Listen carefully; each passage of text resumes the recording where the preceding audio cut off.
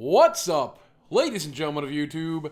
Boogie2988 coming at you live once again through the power of the internet, and we are here as usual when a new Magic the Gathering set launches to crack Magic the Gathering Battle for Zendikar.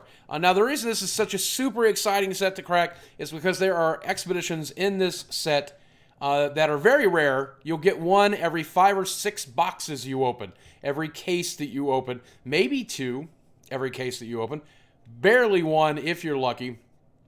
We are going to open, over the next couple of days, a total of 6 booster boxes searching for expeditions. All the other cards are going to be good, and that's going to be great, but we're really looking for those cards to earn our money back. Now, the reason I've been able to afford a case of this is because, as always, our Magic unboxings are sponsored by MTG headquarters. And I'm going to list their link in chat. Hopefully, our mods will have that handy, because we're doing this live on Twitch at the same time. We're going to list his channel on the description box below. While you're down there, I'm also going to link to his app Game Finder, which allows you to use your phone, whether it's an Android or iOS, to be able to find anyone in your area to play games with. Magic, of course, but any other game. It's a great app. I've been using it. A lot of people are getting on it in our area. I think you'll love it. But that guy, in exchange for those shoutouts, has helped me pay for this case. Thank you, MTG headquarters. Give those a few links. Now, only one unboxing is going to appear on the main channel this time. Now that I've got my gameplay channel up and going again, the other unboxings will show up there over the weekend, over the next week. So feel free to go to the links in the description box, and you'll find my gameplay channel, and you'll be able to watch all of my gameplay, all of my unboxings there. That way we're not flooding the main channel. But I know you don't care about all of that. I know what you truly care about is watching me crack expeditions. I know the camera's a little out of focus right now, but that's going to be okay, because when I hold up cards, they will not be. So, we're going to get right at it. Here we go. Now, one of the cool things about this new set is even the basic lands are valuable this time around. In fact, they're so valuable, they're driving up the set of driving up the price of fat packs, because the basic lands available in the fat packs, as well as each booster, are valuable. Not every, like the intro packs, those are just regular lands.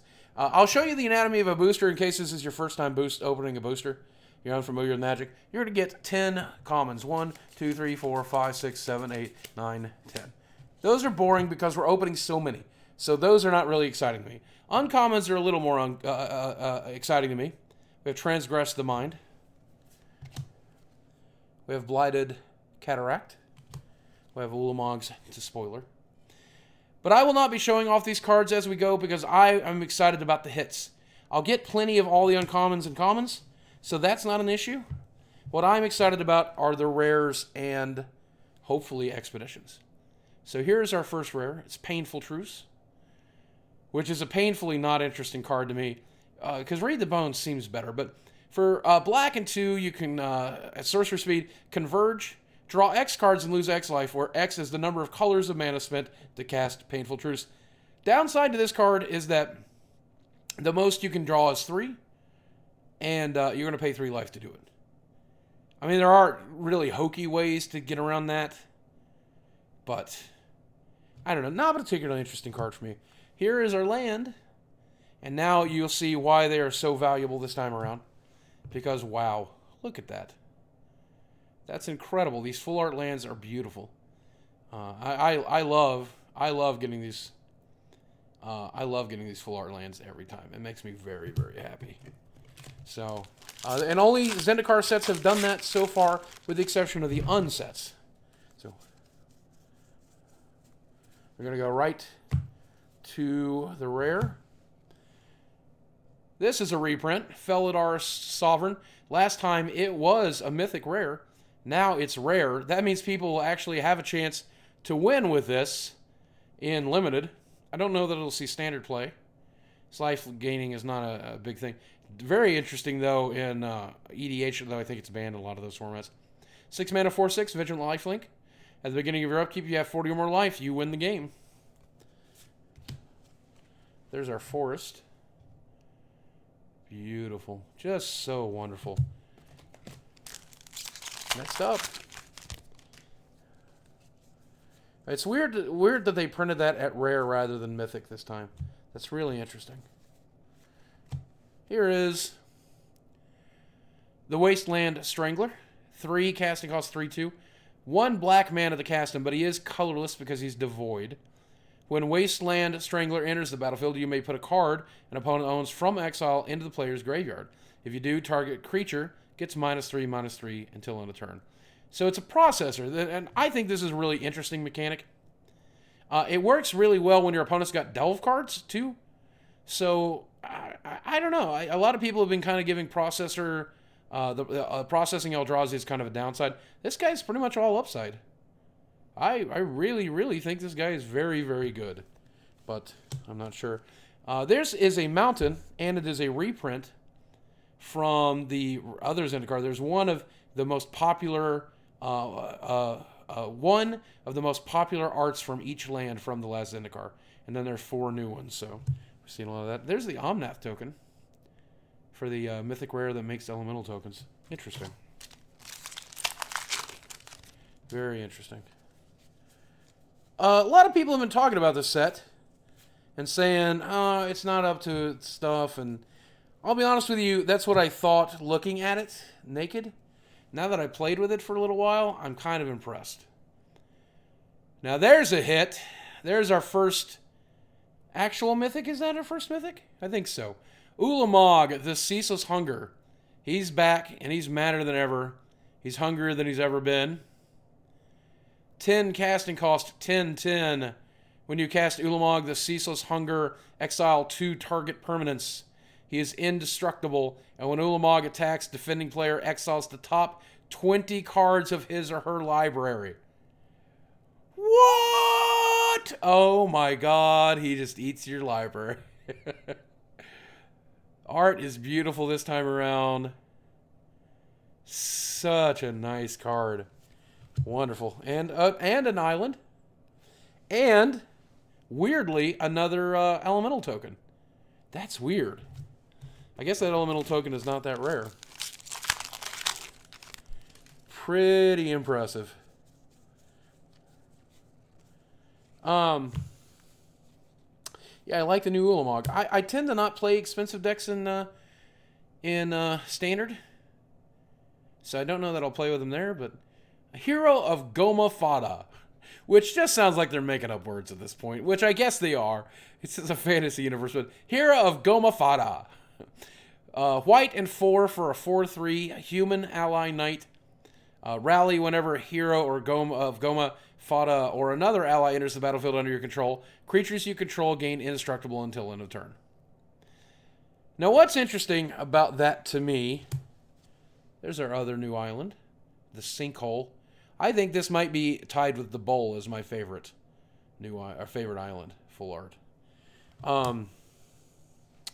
What's interesting about allies this time is they try to make them a little more valuable because they give the benefits to non-allies as well. And I think that's a great idea. However, I also feel that they nerfed the allies quite a bit because of that. They're not as powerful as they were in the last set. So, kind of frustrating. There's Zada, the Hedron Grider. Been told today that this is probably going to make a splash in Standard, which is weird because red is terrible now in Standard. But 3 and a red for a 3/3 legendary creature Goblin ally.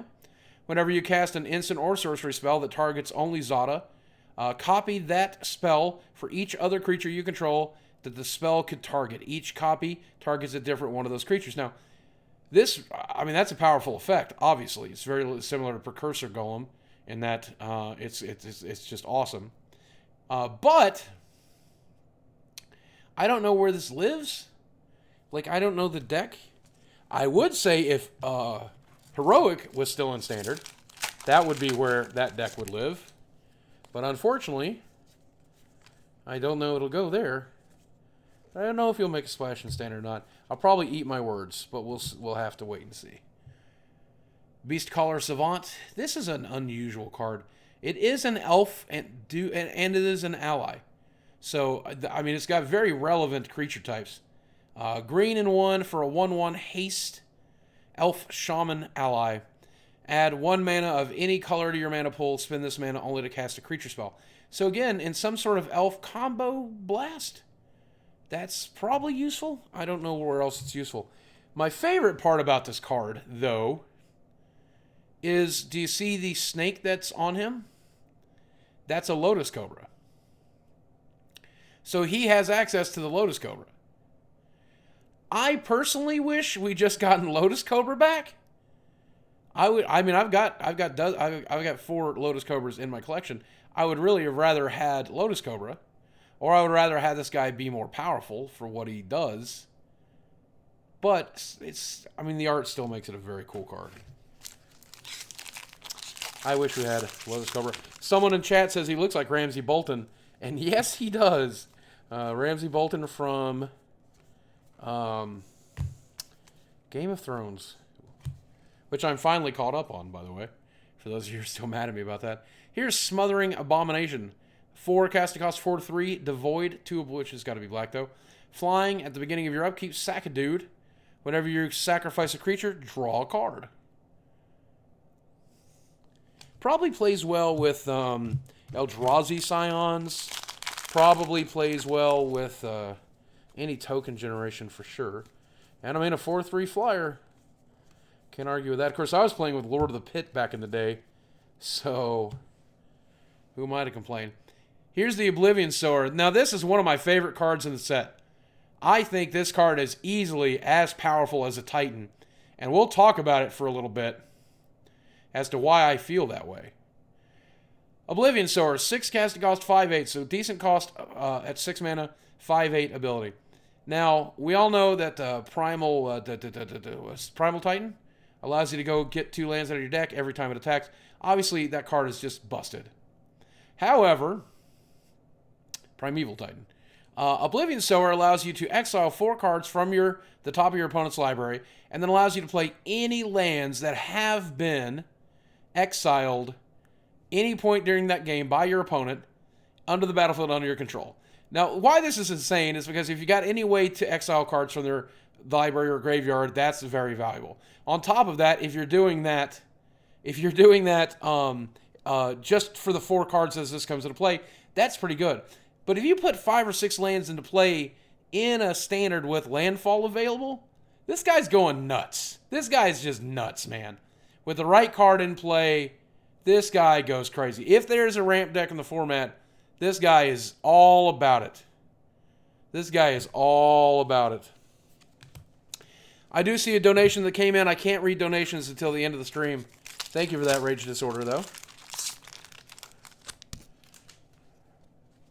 To answer your question, no, we'll be doing exclusively Magic tonight.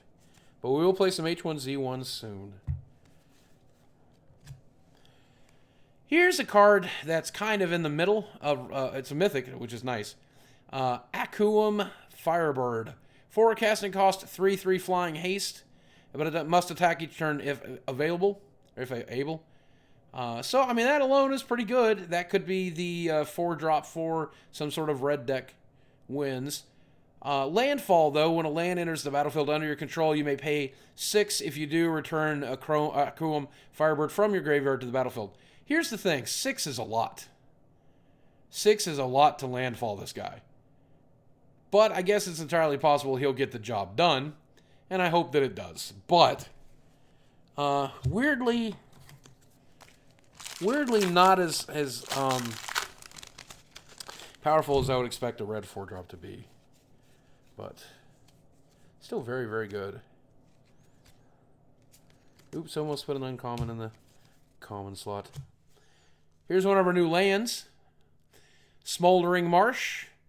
I often predicted this cycle for a really long time.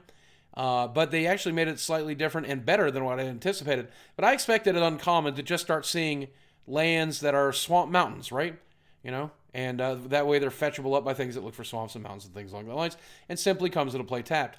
Well, in this case, it enters the battlefield tapped unless you control 2 or more basic lands. So it's a slow land, but if it's your only dual land, you've got a real chance of it coming into play untapped. These are very good cards. I know a lot of people are disappointed. They wanted the other fetches to be here, and I understand that. I'm a little disappointed too. But I think they still did fine. Myra's Malice. I mean, nah, not a very excitable card.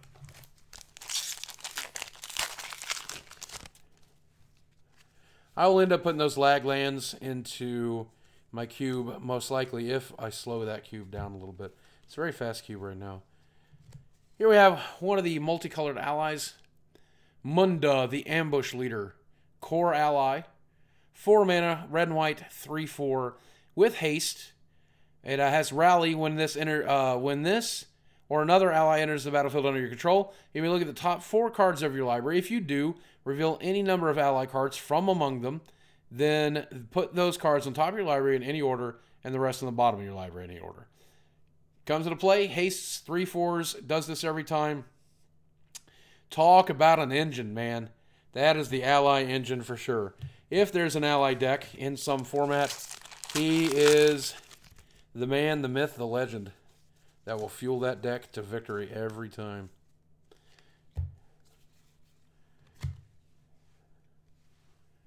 Shrine of the Forsaken Gods. Tap to add 1 mana to your mana pool. It's not legendary or anything. So if you're playing a very colorless themed deck, you're going to be pretty well happy with this. Tap to add 2 mana to your mana pool. Spend this mana only to cast colorless spells. Activate this ability if you control 7 or more lands. Now, again, a lot of you are going to shake your head and go, what, I can use this to cast Eldrazi. Well, remember, any Devoid card is also colorless. So if you're playing with several Devoid spells, this card is pretty fancy. Again, you have to put it in some sort of ramp build, because it doesn't activate until you have 7 lands, but seems okay. It's probably a 25-cent rare.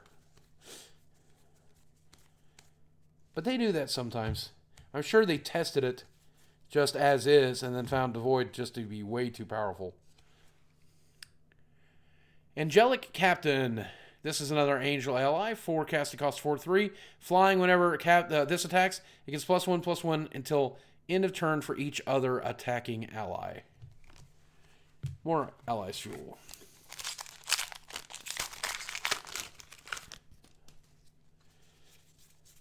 Somebody said the new slow lands are known as Tango lands in his circle because it takes 2 other cards to tango. Well, this is a nice pack. Hello, Obnixilis, reignited. Now, this guy's very solid, I think. 5 casting cost, 5 loyalty Planeswalker. +1, you draw a card and you lose 1 life. Such a good ability. Such a good ability. -3, destroy target creature. 2 incredible abilities. And his -8, target opponent gets an emblem with whenever a player draws a card, you lose 2 life. Who even cares what his ultimate is, man? Those first 2 abilities are just insane. Obnixilis, no longer a creature, back to being a Planeswalker, and he is freaking insane. Look at that, he's burning the top of the card, too. How wonderful is that? Just what a beautiful, beautiful card. We also got a foil rare. Scatter to the winds, counter target spell, and awaken for 6 mana instead of 3. Awaken's an interesting mechanic. You know, makes a okay card better in the late game. I'm alright with that. I do expect that card to definitely get some play. I'm not sure where, but it's surely standard. Here is our last set. We got a card called Awakening Zone or something like that. Each turn you got an 0/1 Eldrazi spawn. This time they're Scions because they've upgraded because the Eldrazi have been around for a while. So here we have From Beyond. 1 green and 3 colorless. Devoid, so it's a colorless enchantment. At the beginning of your upkeep, you get one of the new Scions instead of the old 0/1. So this card is very, very powerful. And then to make it even crazier, for a green and 1, sacrifice From Beyond, search your library for an Eldrazi card, reveal it, put it into your hand, then shuffle your library. So it's also a tutor. That card does work, man. That card does work.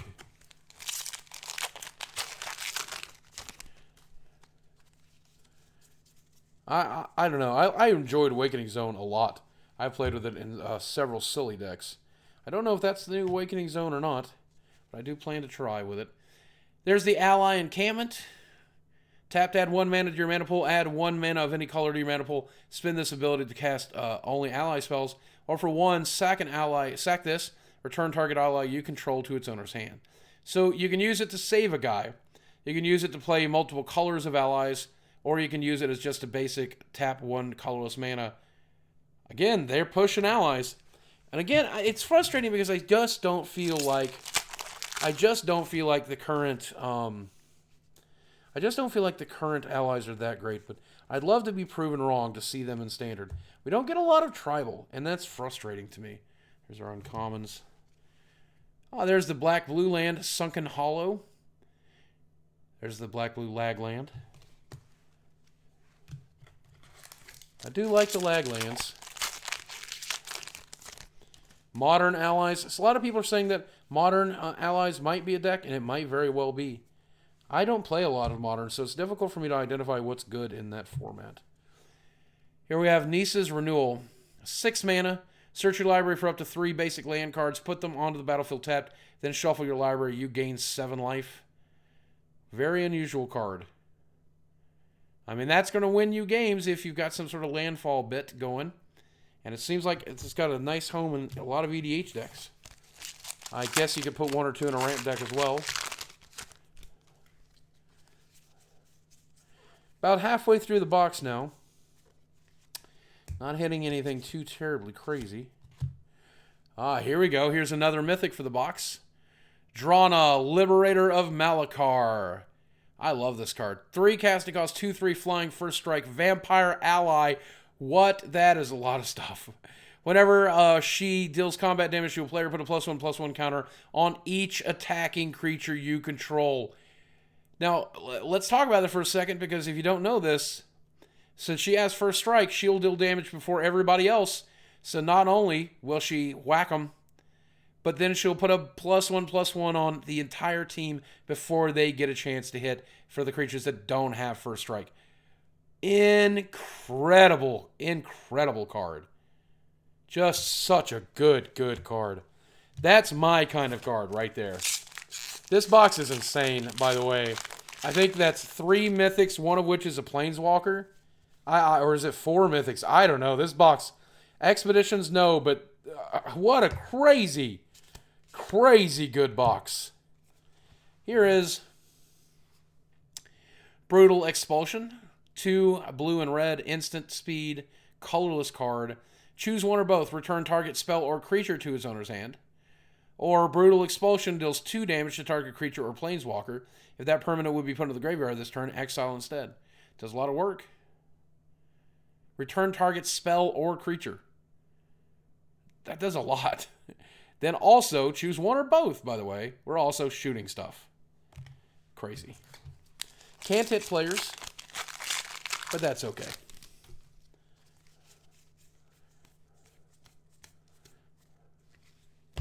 Here we are. In one of the sealed pulls I opened, I got 2 copies of this card. How pointless is that? Aligned Hedron Network, artifact, 4 mana. When it enters the battlefield, exile all creatures with power 5 or greater until this leaves the battlefield. What? I don't see. That's the thing. I have trouble with card evaluation sometimes. That card seems silly to me. I don't know where I would ever use that. Seems like a bulk rare, but one of you out there is like, Boogie, don't call that card a bulk rare. It's going to be the best card in my format and my local EDH group. Okay, well, it probably is. There's Cinderglade, Mountain Forest, taps for red or green, and of course, it's the lag land. Beautiful, beautiful art on that one. Really, really love the art on that. Getting close to the end of this box. Here we have March from the Tomb. I've never seen this card. Even on the spoiler, I don't remember seeing it. Return any number of target ally creature cards with total converted mana cost 8 or less from your graveyard to the battlefield for 5 mana. Return any number of target ally creature cards with total converted mana cost. Okay, total converted mana cost. That's a very unusual card. I guess 5 mana seems about right for that. Huh. I don't know, maybe that's a one of in the ally build. You know? With all the delve cards and things in the format, though, one has to wonder. Lantern Scout. 3 casting cost, 3/2 human scout ally. It has rally. Has rally. Whenever this or another ally enters the battlefield under your control, creatures you control gain lifelink until the end of turn. This to me seems like a solid 2 of on the sideboard and maybe 1 or 2 in the deck to counter any sort of aggro thing going on in the format for the ally deck. And I really like cards that do that. Also, we do have a foil this pack. Bane of Balagad, 7 cost, 7/5. One of the attacks defending player exiles 2 permanents he or she controls. Now, that's a beautiful foil to begin with. Secondly, they did not bring back the mechanic from the first Eldrazi format. I forget what it was called. The one where they ate 2 permanents or 3 permanents or 4 permanents whenever it attacked. That guy simulates it without giving the keyword to the set. And I think he's the only Eldrazi that really does it in that way. Which is okay, because that was a fairly busted mechanic. I know they wanted him to seem crazy and powerful. I believe, yes, they're saying in chat it's called Annihilator. Annihilator was very powerful, maybe too much so. Ugin's Insight, 5 mana, Scry X, where X is the highest converted mana cost amongst permanents you control, then draw 3 cards. Ugin's Insight. And I guess that's Ugin right there, the back of Ugin's head. Talking to Jace. Hey, Jace, what's up, man? I just wanted to give you a little insight. What's the insight? Oh, don't pee on the electric fence, dude. You'll get your pee-pee shocked. That's really good advice, Ugin. Thank you for that. I was hoping for more about how to defeat the Eldrazi, if you knew anything about that. No, I just know. I just know don't pee on the electric fence, it hurts. All right, thanks, Ugin. Not so smart, but... Shambling Vent. Shambling Vent enters the battlefield tapped. Add black or white to your mana pool for 3 mana. It becomes a 2/3 white and black elemental creature with lifelink until the end of turn, still land. That's right, enemy-colored man lands. So good. Such a wonderful, wonderful, wonderful, wonderful spell. Card. Love the enemy man lands. So glad to have them. Thank you, Wizards of the Coast, for finally printing those. A lot of great lands in the set, you know. I know we wanted the fetches, but I feel they kind of made up for it. The Emiria Shepherd. 7 casting cost, 4/4 flying. Landfall, whenever a land enters the battlefield under your control, you may return target non-land permanent card from your graveyard to your hand. If that land is a plains, you may return that non-land permanent card to the battlefield instead. I mean, that's expensive, but man, that does a lot. That's a lot of work. Here we have a foil Brood Hunter Worm. Just a 4/3 vanilla, but pretty foiling on it. But I'm looking for brood. Looking for brood in all the wrong places. Looking for brood for too many faces. Looking for brood. I'm looking for brood. Scatter to the Winds. 3 mana counter target spell Awaken. Got that in foil a minute ago. It's way less impressive when it's not a foil. Seek the Wilds. 1 green and 1 color sorcery. Look at the top 4 cards of your library. You may reveal a creature or land card from among them and put it into your hand. Put the rest on the bottom of your library in any order. I've played with that card in Limited, and I was very pleased with it there.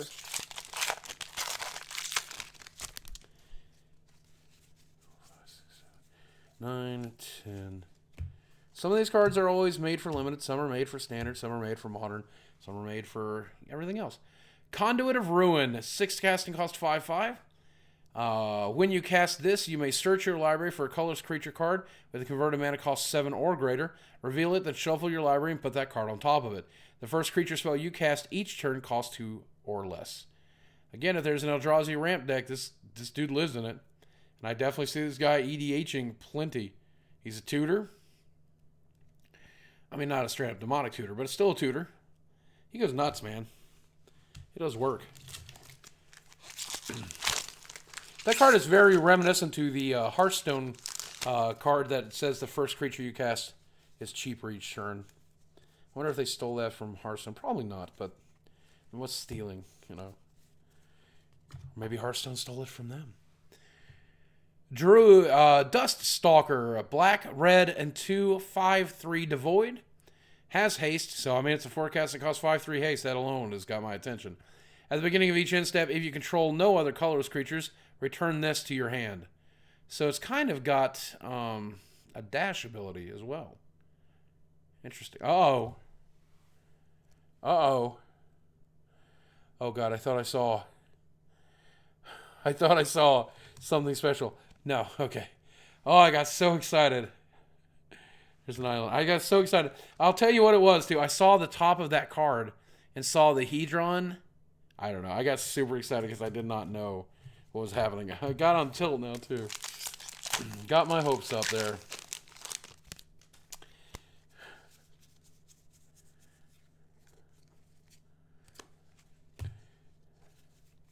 It was just an island.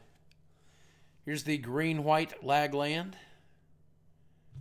What do you like to call those? I'd love to know what you think. Lag land, slow land, non-shock lands. Oh, and a foil. Did not even see that foil. Dampening Pulse. Weird card. Very similar to Meek Stone from Antiquities. Except just your opponent's creatures. Yay! We got us another aligned Hedron network. We've lined up all them Hedrons. They're aligned so good. Tango lands. Not fetch lands. That's what people are calling them. That's true, man. They are definitely not fetches. Here's a very cool card. The Fathom Feeder. Black and blue. 1/1 flyer. Devoid. Death Touch. Ingest. When it bites your opponent, it exiles the top card of the library. For 5 mana, draw a card. Each opponent exiles the top card of his or her library. That does work, man. It's removal. It flies. It exiles to feed your processors. Card does work. And there's a nice little foil. What a beautiful foil. Yes, please. Thank you so much. That is beautiful. So beautiful. Oh, it does not fly? Sorry, did not realize it didn't fly. Still very good, though. Too bad it doesn't fly. Here is Akuum Hellkite. 6 casting cost 4/4 flyer. With landfall, whenever a land enters the battlefield under your control, Akuum Hellkite deals 1 damage to target creature or player. If that land is a mountain, it deals 2 damage to that creature or player instead. Interesting dragon. And last pack of the box. Is this the one that has the expedition in it? Or is this the one that sends us home sad? We'll have to find out. Here we go. Fingers crossed, ladies and gentlemen. Let's hope for the best. Here we go. 2, 3. Oh, well, it's still a very, very good card. Lumbering Falls enters the battlefield tapped, taps for a blue and a green, and also can become a 3/3 green and blue elemental creature with hexproof. What a very, very good box. What a very, very, very, very good box. We got a foil rare out of it. We got several of the new lands. We've got several mythics. We certainly made our money back on this box, without a doubt. What a beautiful, beautiful box this turned out to be. 1, 2, 3, 4 mythics. Very, very good stuff. So that's it for this box. Now, there are more to be open. If you're watching this on the main YouTube channel, please know that there are several things you need to do. Number one, please head to the gameplay channel to see the other unboxing as they unfold and are uploaded over the weekend. Don't forget to hit our sponsors link once again in TG headquarters, both his app and his channel. Thank you so much for sponsoring this. We'll give shout-outs on the other videos as well. Please hook him up. He's so close to 100,000 subscribers, and I know he would love to have you, and I think you would love his Magic content. Frankly, I think it's just better than mine. So Please enjoy. Thank you so much. If you're on Twitch, stick around, and we'll be cracking more packs soon. Thank you guys for watching. I love you very much. I'll speak with you again soon. Bye.